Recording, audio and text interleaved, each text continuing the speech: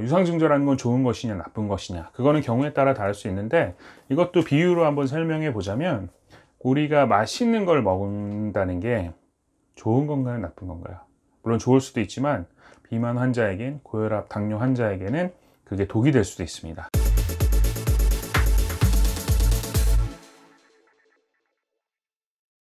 안녕하세요, 한동화입니다. 오늘은 주식에 관한 이야기를 한번 해보려고 합니다. 제가 지금 찍고 있는 10편의 동영상 셀프 자산관리 다음 편이 이제 주식과 부동산을 비교해 보는 내용이에요. 그런데 때마침 제가 투자 설명서라는 걸 받았어요. 대한항공에서 최근에 유상증자라는 것을 해요. 그래서 제가 오늘 그거에 대해서 간단하게 설명을 해보면서 주식의 가치나 어떠한 운영 방식, 이건 뭐 정답은 아니겠지만 내가 주식이라는 것을 어떻게 활용하고 있는지를 좀 간단하게 말씀을 드려보려고 영상을 찍게 되었고요. 일단 저는 주식 투자는 거의 그냥 안 하고 있다고 보셔도 무방합니다. 그런데 어떻게 이렇게 투자 설명서를 받게 됐냐, 일부분의 주식들은 제가 넣어 놓고 있어요. 아주 소액으로.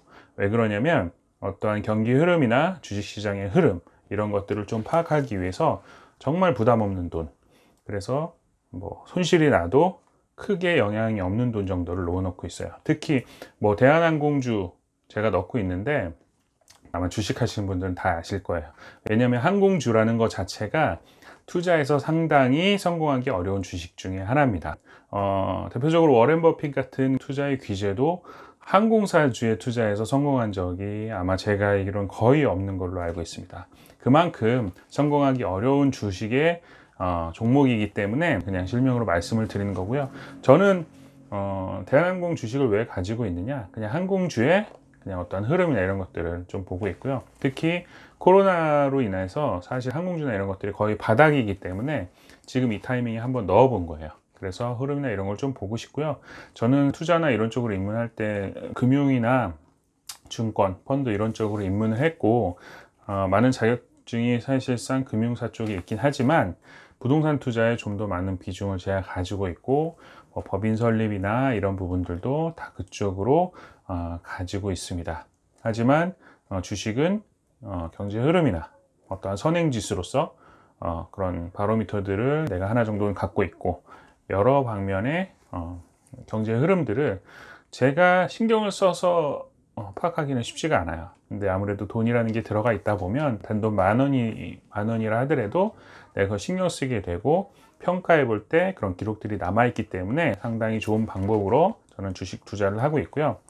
특히 항공사주 같은 경우는 요즘 좀 안 좋긴 한데, 우연찮게도 이렇게 유상증자를 한다고 상당히 두꺼운 내용의 책이 왔어요. 사실 내용은 보면 그냥 너무나도 뻔한 얘기고 다 읽어보기도 힘든, 우리가 자동차 사면은 그 설명서와 같은 너무나도 뻔하지만 중요한 얘기, 그리고 법적 분쟁으로 갔을 때 중요한 얘기지만 우리가 일상적으로 주식 투자를 할 때는 정말 큰 의미가 없는 내용들이 쫙 적혀 있고요. 그래서 아마 다 공시된 내용이겠지만 뭐 이렇게 앞에 주식을 더 이제 유상증자 하겠다, 그 한 주 가격은 얼마 정도 하겠다, 그래서 이런 내용들이 총괄적으로 나와 있고요.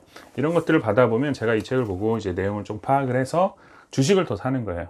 그래서 유상증자라는 거를 제가 한번 설명을 해보자면, 유상증자라는 건 뭐냐면 내가 주식을 더 발행을 할 테니 나에게 돈을 좀 투자해 다오 라고 얘기하는 게 유상증자입니다.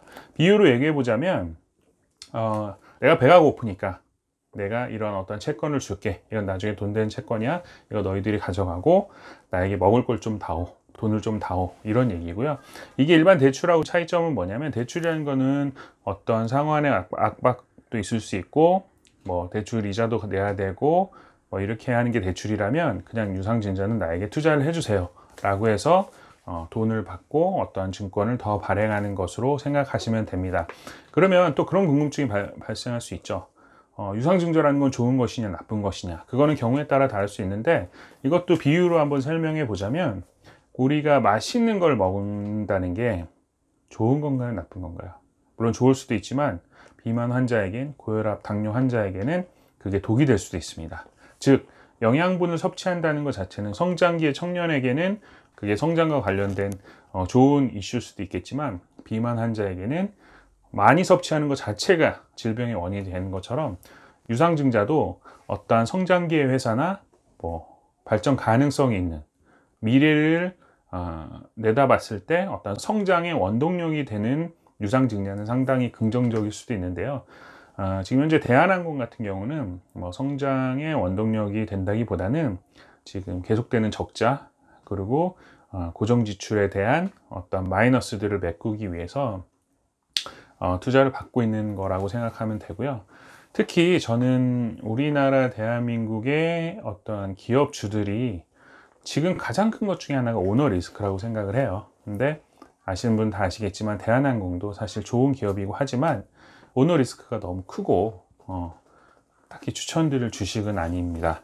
이거는 뭐 제 얘기뿐만 아니라 주식을 좀이라도 아시는 분들은 다 아실 거라고 생각이 들고요.